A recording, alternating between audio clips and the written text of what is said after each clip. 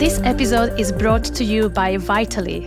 Vitally is bringing in a new era of customer success productivity with their all-in-one customer success platform.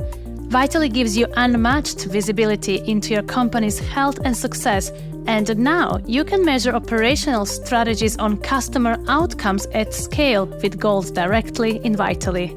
Exciting news for all the listeners! Vitally are also giving away a free pair of AirPods for all Women in Customer Success podcast listeners when you take a qualified demo with them. If you're in the market looking for a CS platform, make sure you visit vitally.io/women. vitally.io/women to book your demo and get your AirPods. And now, let's get into the episode. Are you already part of customer success communities? In today's episode, I'm talking to Cinthia Silva, a FinTech business strategist and top 25 customer success influencer. We talk all things communities. What are the benefits of being actively engaged within the community? What are the benefits and value of having a community on your own? How to find your tribe and how to grow your career within communities. Join us and enjoy the conversation with Cinthia Silva. Hi everyone, this is Maria Scobe-Pillay, and you're listening to Women in Customer Success podcast, the first women-only podcast where remarkable ladies of customer success share their stories and practical tools to help you succeed and make an impact. If you want to learn more about customer success, get career advice and be inspired, you're in the right place. So, let's tune in. Welcome to Women in Customer Success podcast. Today, I am super excited to welcome Cinthia Silva to the show. Cinthia is a FinTech business strategist, women in tech advocate, and one of the top 25 customer success influencers in the past year. Cinthia, welcome to the show. Oh, thank you so much for inviting me. I'm a huge fan of this podcast, so being on this is just such an honor for me. And I cannot wait for our conversation.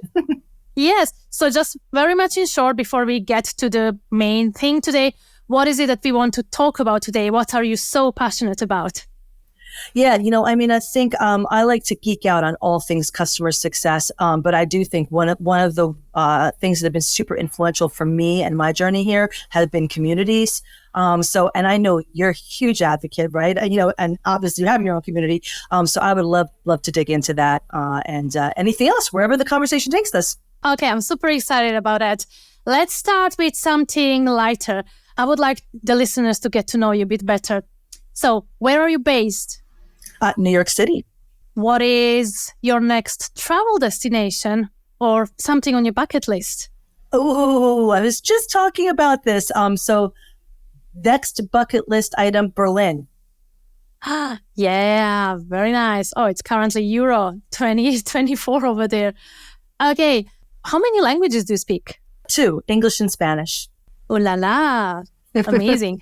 Okay, and what is one book that you would recommend to my listeners? It can be from any field, about anything, but a book that really left a special mark in your life.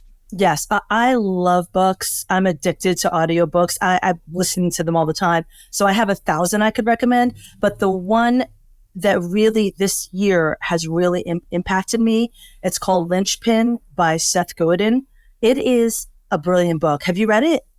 I haven't, but I love Seth Godin. Thanks for recommendation. It's a fantastic book, and it talks about sort of that mindset of how you can contribute, how to kind of like dig into like what you want to do and to be intentional. So I hugely, I've listened to it like 3 times because I just love it so much. The insights, you take something away every time. So yeah, sorry, long response. Seth Godin, Linchpin.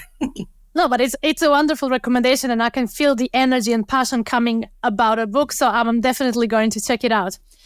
And Cinthia, last one from those kind of short questions. If you could be remembered for one thing in this life, what would that be? Oh, if I could be remembered for one thing. Okay, I would say that I'm the person, I play the long game. I play the long game in everything.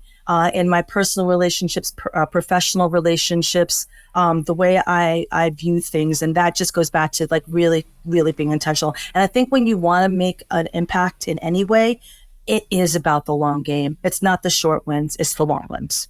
The long game. So if you would to describe our listeners just very briefly, what do you mean by long game, or how do you go about it? Or if they are not sure, what does it mean to you? Sure. So like in my personal relationships with friendships and family, we know it's difficult and it's cyclical. Like I've lived different places. Maybe you have too, maybe your listeners have too. So you meet different friends in different places. And so it's really hard to kind of maintain those friendships. So I've got friends everywhere. And for me, the long game with friendships is that you stick to it. Like you check in, you either you remember the birthday, you remember to send that text, you plan an intentional trip either to wherever if you're not living in the same city anymore, to that city or a city together. But that sort of connection so that people know that you're still there, because what I think happens is we all get so busy, we forget. And we're like, oh, I hope Joni's doing okay. I haven't talked to her in a while. Well, if you maybe just texted, this has happened to me where I've texted a friend and said, hey, how are things going? Just thinking about you. And they had just great news or hard news. And they're like, I'm so happy you texted me right now because I'd love to get on the call. Right? That's the long game, because, really being there. And with customers, the same thing, right? Like not trying to do like short-term fixes. Like sometimes you're trying to get, the customers off of your inbox, out of your inbox. Like, oh, let me just resolve this solution, or let me make this promise, even though maybe I may or may not be able to do it. No, tell the truth, deliver for them, work with them, grow with them. And I think that leads to being more strategic, which is one of the things that, something that comes up in customer success all the time. What does that mean to be a strategic CSM, right? That's what it is. That's one of those things is to really dig in, curiosity, stick with the customer, really grow with them. And they will treasure that friendship. It will be more of like a friendship, a business relationship that's strong. And they will tell you the truth. They'll try to give you, keep you sticky. And if there's changes that maybe negatively impact the account, you'll get the heads up, which is, valuable in itself. That's wonderful. Well, thanks for sharing that. I can definitely relate in so many ways in friendships, for example. As you said, even if they are cyclical, as an adult, we have to just accept the responsibility that we have towards our friends and friendships as a whole, right? We are not in high school anymore, that everybody are together always. And then, there are opportunities to hang out. Now, when everybody have so busy lives, you need to be intentional to connect with other people and just take it in your own hands, right? Not constantly expecting others to invite you to places or to text you back, because you can just waste your life without those connections that are super meaningful. Gosh, I can't wait for digging into more details in all of those topics. I already feel this is going to be a very action-packed and energized episode. Let me go back more into the customer success side now, because I feel that you have done so many different things in your career, and then you found yourself in customer success. Please just walk us quickly through your career, and how did you find yourself in a CS role? I know my listeners always like to hear that question and like to get perspectives of those different paths into customer success. Yeah. No. It's true. It's like the careers like this. When I graduated, I thought, oh, I'm just going to go this way. It's all different things. For me, early on, I sat on a trading desk at two banks, one in Seattle, one here in New York. So that was as far from tech as you could get with finance, Bank. Right? Yeah. Yeah, exactly. And then, but I really enjoyed developing those internal and external relationships with our customers and, of course, our internal partners. And it taught me a lot how to navigate in big companies and how to get things done. Collaboration is key in those instances. And so for me, I wanted to kind of move away from that, because I found sitting on a trading desk completely stressful. And I moved to the UK for a few years, and I kind of pivoted my relationship management expertise to doing events there. And I moved back to New York, and I was covering events in LATAM, which is a lot of fun because my family's from Peru. And so I grew up speaking Spanish, but that was legit. I had to cold call in Spanish. Woo! Crazy. But awesome. It was so much fun. Yeah, exactly. And I got to travel down and really understand kind of the synergies of LATAM like I never had before. So that was amazing. But the central theme throughout all of this was customers, engaging with, building new things, collaborating with them, and even with these events, collaborating with hotels and all these different places to make things happen. But what I thought of as my long-term career would be in tech, because that really was where everything was moving. I'm like, I'm thinking intentionally, that's where I want to go. In both instances, I was like on the sales side. And when I first moved to tech, I worked at two FinTechs on the sales side. And what I noticed was it is the way the subscription model is based. It's very kind of assembly line, right? The STR, AE, and then maybe implementation and CSM. And so the customers kind of pass through that journey. I had done like my own prospecting. So like I understood how hard it was to get the attention of a customer. I really wanted to make sure they were successful so that once they signed, I could grow them. So for me, I already had that kind of long-term view and that CSM view.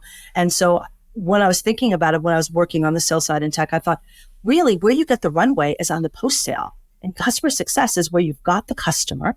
They're already, hopefully, the right fit. And so you can grow them. And because I had that sales background, I'm not afraid of having those hard conversations when things go wrong, and also talking about commercials. And so, wound up, getting an opportunity to work with NASDAQ FinTech, just to launch a CSM team. And it just exciting 2.5 years that I spent with like a really inspired leader. So I was very, very lucky and really happy I could leverage my previous experience to really shine in CS. And indeed, you shine in CS, absolutely. Especially since I've known you in the last couple of years, and the way you engage with the wider community, it has been fantastic. And that's something I would like us to go deeper in, because I know how incredibly passionate you are about the communities. So would you like to give us almost a background or the start? When was the first time you got engaged within customer success communities? How did you even discover them? Like, what was that path and what kept you going? Because, many people love communities, but not everybody are as passionate about them as you are. So it must have been something that really drawn you all into communities. I'm really curious. What was that? Yeah.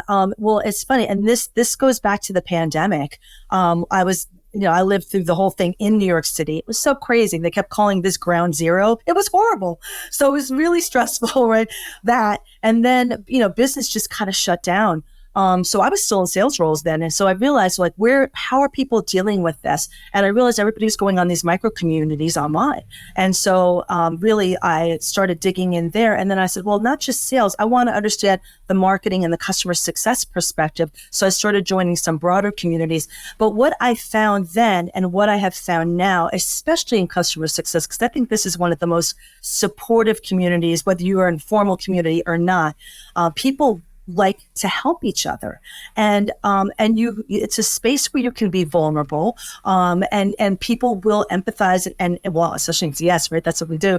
A tactical empathy, though I would recommend. Anyway, so it was just a place where I felt like I could learn, I could share, and grow. And I would recommend it to anybody. And I also recommend not just if you're in CS, join other communities, sales communities, marketing communities, those other things, because if you engage and interact, you're going to understand what makes them tick. And it's going to be much easier in your role to collaborate internally. Because I think that every company I've been at, there's silos, and the way that you break them down is by understanding how your partners win. And then you can hopefully create projects where you can win jointly. That's really wonderful. You already told us what is great about the communities. And you said how being engaged within a community can really help you build skills for working in your own organization and with your own team, just based on different dynamics and different people to work with. Why do you think it's really important to be part of communities? Like, what would be some of the main benefits that you have realized so far, and benefits that you would like to encourage people to experience while joining some of the communities? Yeah. I think for me, like the biggest benefit of joining communities is, again, you're there with like-minded people who are in similar journeys. But even if there aren't, if there's people that are sort of like later or ahead of you or have more experience, you can draw from them, right? You can like, engage with them. It gives you an opportunity to learn from them so that you can establish your best practices. And or if you're struggling in your role, you can get ideas on how to get a handle on things. Now, also, there's always going to be somebody who's behind you, who's in an earlier stage. It also gives you the opportunity to help them. Hey, listen, I've been in that boat. Here's some of the things that I did. Give it a try, or what's going on, or at least that kind of camaraderie that's built. I think it's huge, and it's very, very underestimated. And I think that gives, again, that safe space to learn and engage. But I think if you're transactional, you're going to get less out of it. So if you kind of come in with one question and out, I'm not saying it's right or wrong. I'm just saying you're going to get very, very superficial benefit out of it. But if you really dig in and try to try to work, because I've actually done projects with people within these different communities. It helped me a lot. You know what I mean? Kind of see through visions of certain things. So I've leveraged it in those ways. But there's also different events you can go to. A lot of communities have it, and that's how you can kind of participate, engage, grow your network. And we all know, I know you know this, your network is your net worth. So yes, 100%. We love that. You know it. And so that's a great way for you to intentionally grow that community. And like I said, I don't subscribe to just one. I have several that I engage with. There's certain ones that I'm much more active in, but I still want to have a handle or have like a toe in different communities so that like, hey, oh, that person's super interesting. Like I want to start following their content, or maybe I want to reach out, have a chat with them and learn from them. That's perfect. Speaking practically, day to day, everybody are very busy. So what works for you? How do you manage to be involved within the communities, and like how much would that be? Probably depends in different situations. But like, what have been your recipe for finding that balance in properly engaging within community so you can really get the benefits from it, and you can be, a mentor and a pretty great go-to person for somebody else, and balancing that with so many other things that everybody have on their plate. Like, how does it work for you?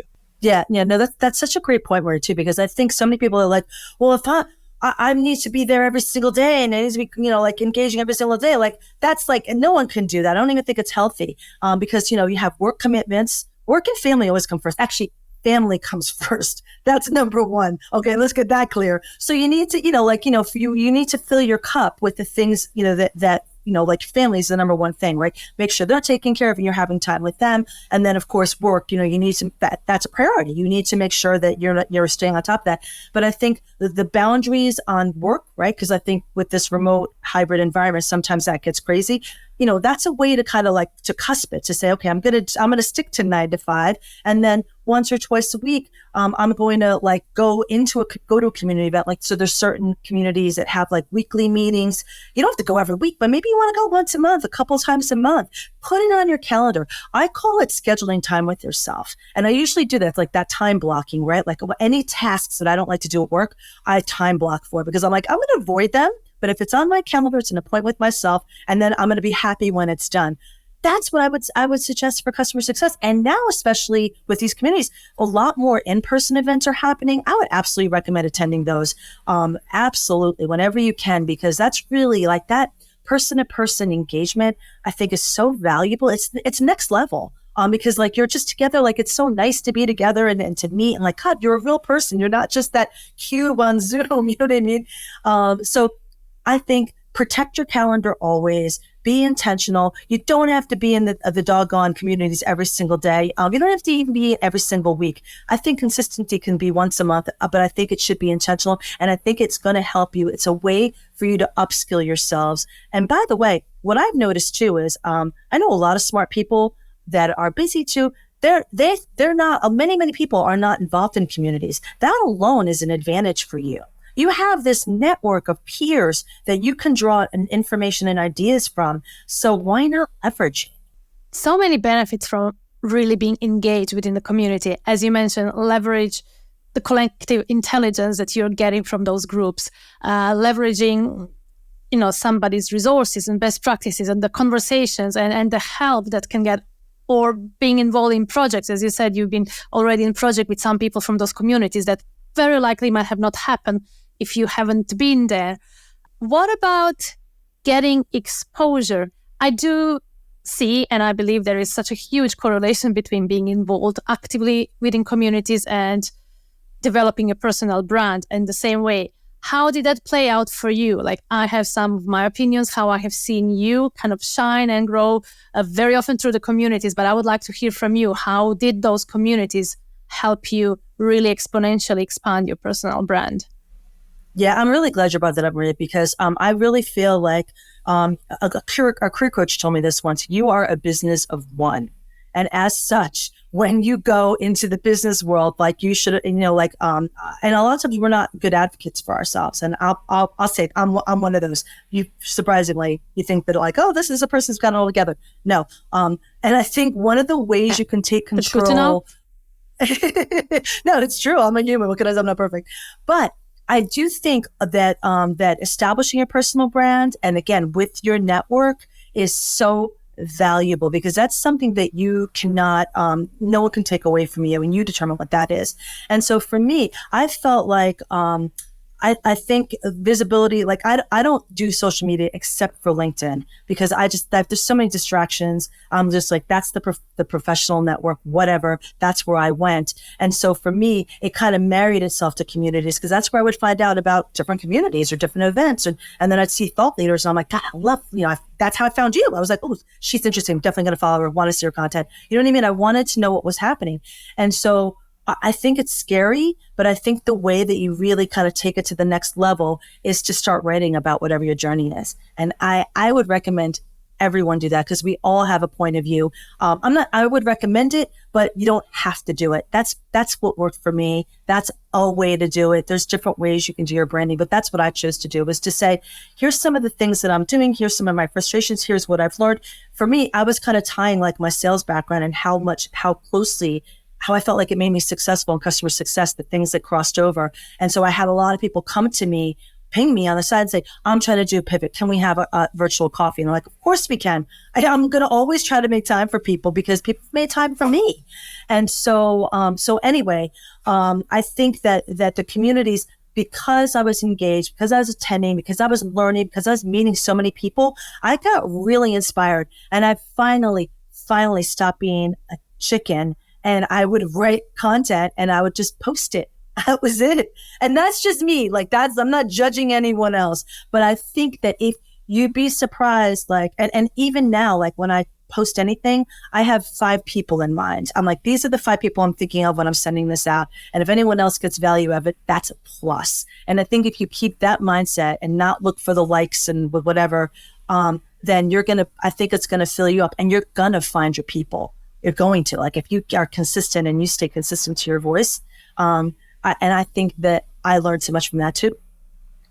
You're going to find your people, or those people who need to hear from you are definitely going to find you in the time when they really need you.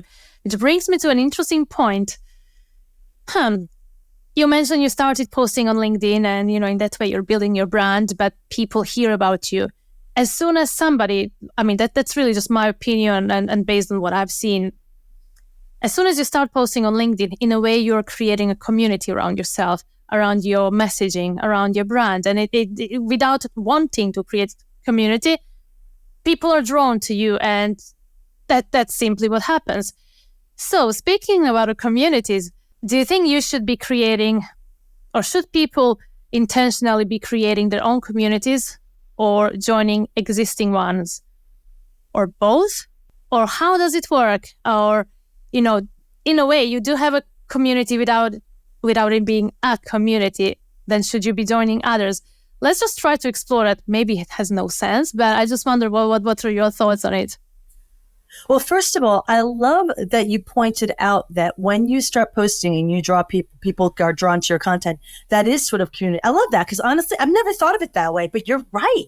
Because they're responding something in your messaging. So that is sort of a community in itself. I have to think about that. I love that. But I think it's your question. It's a good question. And I think it's really tricky, because you have a community. You know how hard it is. Like, I think that I think if you feel like you want to create a community, you should do. I think if you're feeling that burning, do it. Forget about, and there's no rules. Go do what you do.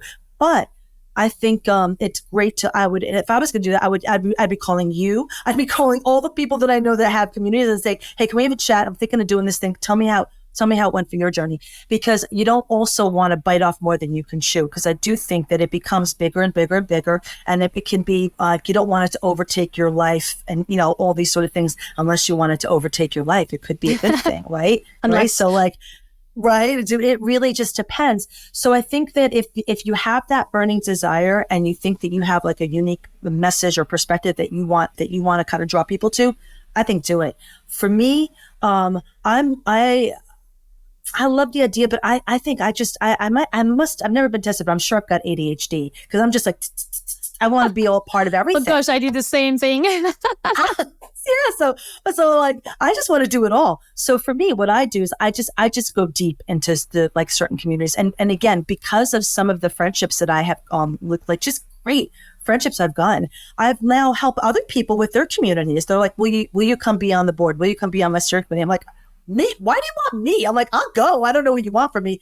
But what it is a lot of times is like help them get visibility. Moderate one of their panels, like attend one of the things, like I can do all those things, and I'm happy to do those things. So from my perspective, who knows? I say this and then tomorrow I'll be like, oh, I want to start a community, and then I'll call you, of course. But for me, not now. I want to dip my toe in all of them, and if I can help in certain ways, that's what I want to do. And I think that's maybe a way others could think of it too. I don't know. Talking about how, you can be engaged in multiple communities for different things. What do you think? What's the lifespan of a community? I know it's a vague question, but I'm thinking how, let's say you're in customer success for 10 years and they are XYZ, a big number of different customer success communities. And basically, maybe every year or every 2 years, you are more drawn to particular community. But in a way, you're still part of, so many different ones simply because you're in the industry and they all have something good to offer. But is there kind of a lifespan of a community? Like, how long can you be part of one community? Does that burning desire get, smaller? Do you kind of pivot communities as you pivot your careers? I've been just interested in the whole concept of a lifespan because various reasons, but I feel every community is there for a reason. So when you can you graduate from the community? Can you already almost do everything the community is supposed to do? What do you do then?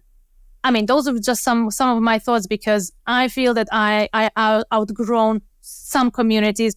There are some that are on my kind of radar that I would really like to be part of, thinking, that is something that is going to help me in my next steps. But yeah, how long can you be part of some communities? Yeah, your questions are so good. I love it. I love that idea of the lifespan of a community, because I think you hit it on the head.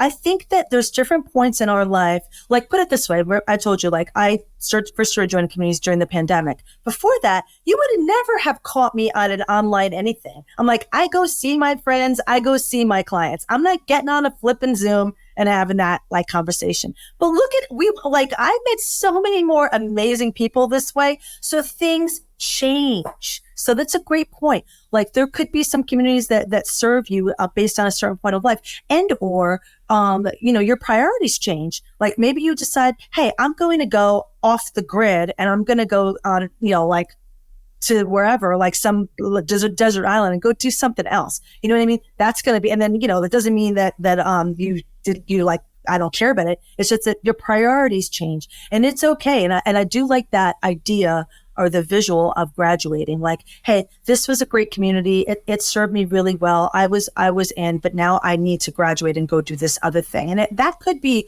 your own community, or that could be a different community that now resonates with what you want to do. And I think there's absolutely no shame in that. I think that's just like, because you're still gonna, if you've made like genuine relationships in these communities, they're still gonna be your life. They're gonna know, hey, she's gone off to do this thing. This is amazing, and they might come with. You never know. Like, you can. This is what the thing about community. Everyone's invited. You're not excluded. So I think it's okay for communities to evolve because we as human beings evolve. And also too, maybe sometimes the community is going to evolve in a way that you're like, no, that's not really like what I'm interested in. I'm going to just kind of like opt out or step back a little bit and let that they need to go that way. That's okay too. Well, exactly what you said. In a way, a community or communities are a tool where you can, or tool or a medium, probably medium is a better word, where you can explore those different ideas and have different connections and conversations. And so many of those communities can just serve you that purpose in a different time of your career or even life. When you said, if you go on desert island, oh my gosh, I'm sure you're going to find a community for people who want to be on desert islands. There's just so many things out there that you can always be part of so many different things and enjoy the benefits and just build new connections. It's all about building those connections that communities really facilitate. Definitely. Cinthia, where are you involved at the moment? Like, where is the list of all of those communities? Or would you like to give us a bit of the idea of your maybe main communities where you're very active and you are maybe serving as board, etc., and maybe some other communities that you are more of an, not even observer, but like you may not be extremely actively involved, but you support them and you believe in them. Yeah, of course. So, because like I said, I'm part of several communities. I guess the main ones would be CX Exchange, with Jan Young. I started attending. She started as office hours, and there was like a dozen of us, like 2.5 years ago. And I would go every week because I was new in my role. I'm like, oh, I can access to Jan. I can ask all my questions, and I did. And that sort of grew. And then I just started taking like kind of, moderating roles and all the different things. And because I really enjoy that community and the people that kind of engage there as well. But then also too, from that community, I met Mohammed Al-Khat, who opened his own community, CS Middle East. And he'd asked me to help, be a part of his board and steering committee. And I was like, oh my God, of course. And he's a rock star. He's insanely you want to talk about someone who's all in. He's so organized. Every time we have a meeting, he has all these little coffee chats all across the Middle East. He has these plans for this webinar series. I'm going to be helping him being a moderator for this in the next coming months. Super exciting. And then most recently, Latinos in Success, which is Priscilla's group, super new.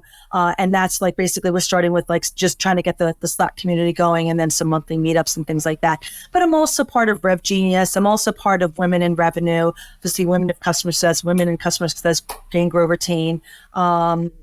Those I'd say would be the main ones that I'm involved in. So like at the deeper level and then, more as like a participant. And I find them all valuable because again, and I do like to check in on them because there's different events that are happening or different questions that come up and I'm like, I want to engage. So it's, I find it very useful to have like kind of a little portfolio of communities to kind of draw from and hopefully they can draw from me as well.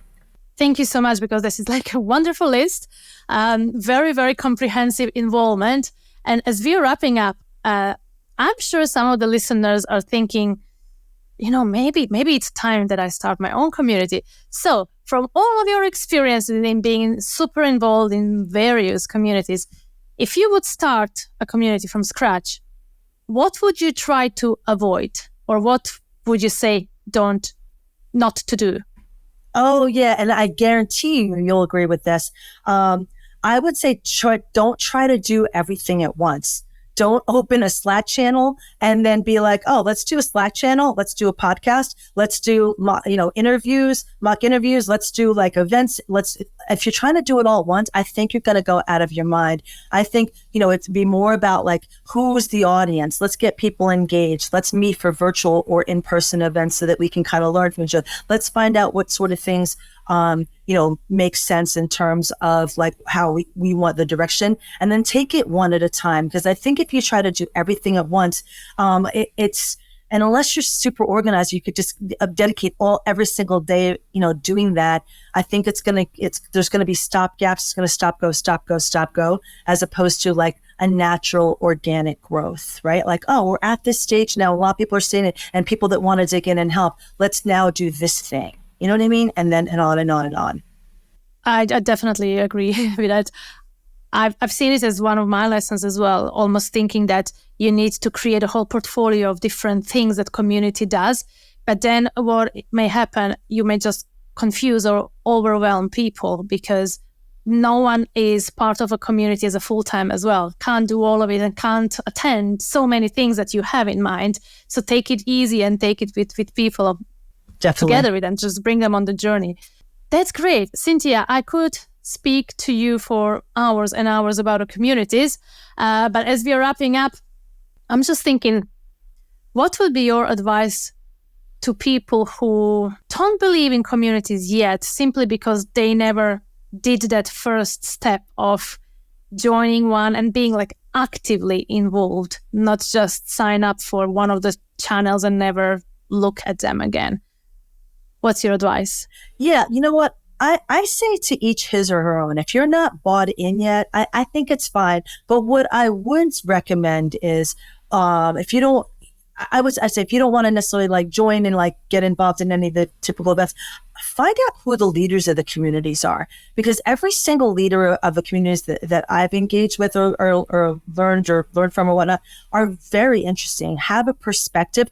Follow them on LinkedIn or follow their content or whatever it is, because that's a way you can passively learn. And I just have the feeling, because I'm being sneaky now, I have the feeling if you do that, you're going to be inspired by one of them at least to maybe join their community, dig in a little deeper. And I promise you're going to get a massive benefit of it. But I think even just following, this is what I tell people all the time, especially pivoters, I'm like, start following leaders and read their content, because you're going to learn so much, especially about trends that are happening in customer success.